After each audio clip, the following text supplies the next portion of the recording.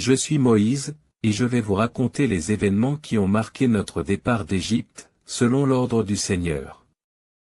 Le Seigneur m'a parlé et m'a dit, consacre-moi tout premier-né des Israélites et tout premier-né des animaux, car ils m'appartiennent.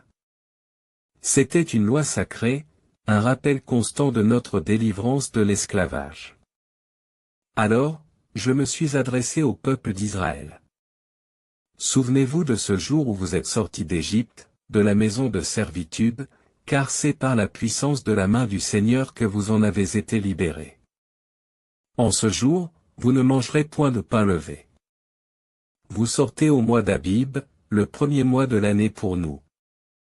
Lorsque le Seigneur vous aura fait entrer dans le pays des Cananéens, des Hittites, des Amoréens, des Éviens et des Jébusiens, un pays où coule le lait et le miel, qu'il a promis à nos pères, vous observerez ce rite chaque année en ce même temps. Pendant 7 jours, vous mangerez des pains sans levain, et le 7e jour, vous célébrerez une fête en l'honneur du Seigneur.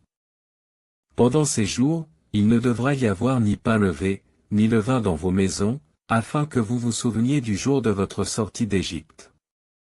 Ce sera un signe sur votre main, un souvenir entre vos yeux, afin que la loi du Seigneur soit dans votre bouche, car c'est par sa main puissante qu'il vous a fait sortir d'Égypte.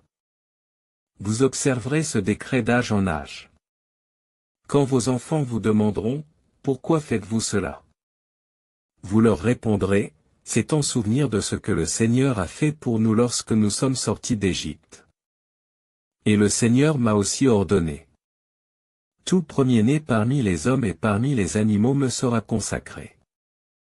Mais tu rachèteras chaque premier-né de tes fils, et lorsque ton fils te demandera pourquoi, tu répondras, c'est par la force de sa main que le Seigneur nous a fait sortir d'Égypte, de la maison de servitude. Et lorsque Pharaon s'opposait à notre départ, le Seigneur a frappé tous les premiers-nés du pays d'Égypte, humains comme animaux. C'est pourquoi nous consacrons tout premier-né des bêtes au Seigneur et nous rachetons nos fils. Ainsi, cette loi sera un signe sur notre main et un fronton entre nos yeux, pour que nous nous souvenions que c'est par la puissance du Seigneur que nous avons été libérés. Puis, lorsque nous avons quitté l'Égypte, le Seigneur ne nous a pas conduits par le chemin direct qui passait par le pays des Philistins, bien que ce fût le plus court. Il a dit, si le peuple fait face à la guerre, il pourrait regretter son départ et retourner en Égypte. Alors, il nous a fait passer par le chemin du désert, vers la mer des Joncs. Nous avons quitté l'Égypte en ordre de bataille.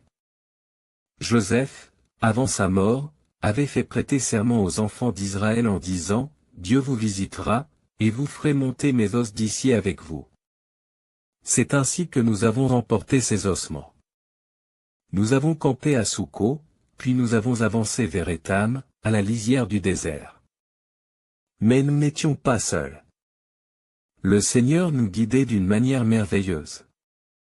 Le jour, il allait devant nous sous la forme d'une colonne de nuée, pour nous indiquer le chemin. Et la nuit, il se transformait en une colonne de feu, pour nous éclairer et nous permettre de marcher sans crainte.